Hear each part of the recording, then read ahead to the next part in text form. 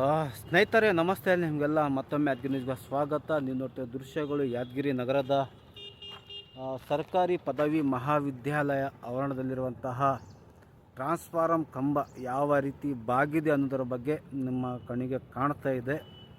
ನಾಳೆ ಇಲ್ಲಿಗೆ ಬರುವಂಥ ವಿದ್ಯಾರ್ಥಿಗಳಿಗೆ ಅನಾಹುತ ಆದರೆ ಯಾರು ಜವಾಬ್ದಾರಿ ತಗೋತಾರೆ, ಯಾರು ಹೊಣೆಗಾರಿಕೆ ಹೊರ್ತಾರೆ?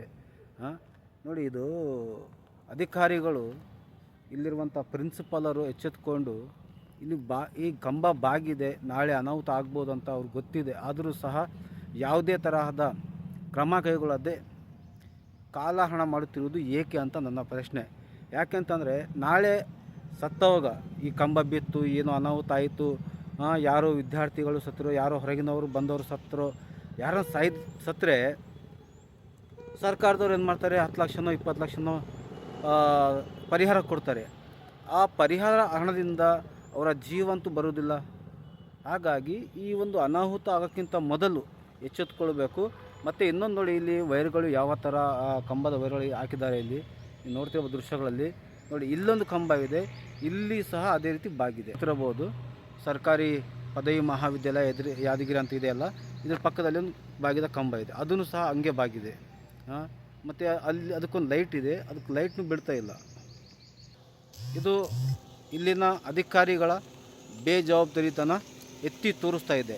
ದಯಮಾಡಿ ಅಧಿಕಾರಿಗಳು, ಪ್ರಿನ್ಸಿಪಾಲರು, ಈ ಮಹಾವಿದ್ಯಾಲಯಕ್ಕೆ ಸಂಬಂಧಪಟ್ಟಂತೆ ಎಲ್ಲ ಅಧಿಕಾರಿ ಯಾರನ್ನಾಗಿರ್ಬೋದು, ತಕ್ಷಣ ಎಚ್ಚೆತ್ತುಕೊಂಡು ಬಾಗಿದ ಕಂಬಗಳಿಗೆ ಸರಿಯಾಗಿ ಮಾಡಬೇಕು. ಮತ್ತು ಈಗ ಇಲ್ಲಿ ನೋಡಿ, ಇಲ್ಲಿ ಎಲ್ಲ ಕಂಟಿ ಬೆಳೆದಿದೆ. ನಾಳೆ ಡಿವೆಲ್ ಆಗಬೇಕಂತಂದರೆ ಇನ್ನೂ ಆಗಲ್ಲ. ಇಲ್ಲಿ ನೋಡ್ತೀವಿ ದೃಶ್ಯಗಳಲ್ಲಿ ಯಾವ ರೀತಿ ಇದೆ ಅಂಥೇಳಿ. ನೋಡಿ, ಈ ರೀತಿ ಅವ್ಯವಸ್ಥೆ ಇದೆ. ಏನು ಮಾಡ್ತಿರ್ಬೋದು ಮತ್ತು ಇವರೆಲ್ಲ ನೋಡಿ ಎಷ್ಟೊಂದು ಬಾಗಿದೆ.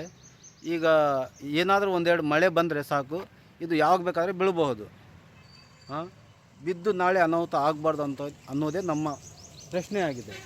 ದಯಮಾಡಿ ಇಲ್ಲಿನ ಪ್ರಿನ್ಸಿಪಾಲರು ಅರ್ಥ ಮಾಡಿಕೊಳ್ಬೇಕು. ತಕ್ಷಣ ಇದನ್ನು ಸಂಬಂಧಪಟ್ಟ ಇಲಾಖೆಗೆ ಪತ್ರ ಬರೆದು ಸರಿಪಡಿಸುವಂಥ ಕೆಲಸ ಮಾಡಬೇಕಂತ ನನ್ನ ಮನವಿ. ಇಲ್ಲದೆ ಹೋದರೆ ನಾಳೆ ಅನಾಹುತಕ್ಕೆ ಇಲ್ಲಿನ ಪ್ರಿನ್ಸಿಪಾಲರೇ ಕಾರಣ ಆಗ್ತಾರೆ. ಅದು ಆಗಬಾರ್ದು ಅನ್ನೋದೇ ನಮ್ಮ ಅಭಿಪ್ರಾಯ.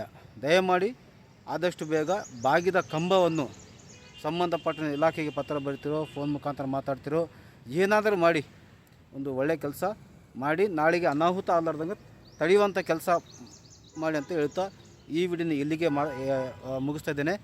ಸ್ನೇಹಿತರೆ, ಈ ವಿಡಿಯೋ ನಿಮಗೇನಾದ್ರು ಸರಿಯಾಗಿ ಅನಿಸಿದ್ರೆ ಶೇರ್ ಮಾಡಿ, ನಿಮ್ಮ ಅನಿಸಿಕೆಗಳ ಅಭಿಪ್ರಾಯ ನಮಗೆ ಕಾಮೆಂಟ್ ಮೂಲಕ ತಿಳಿಸಿ.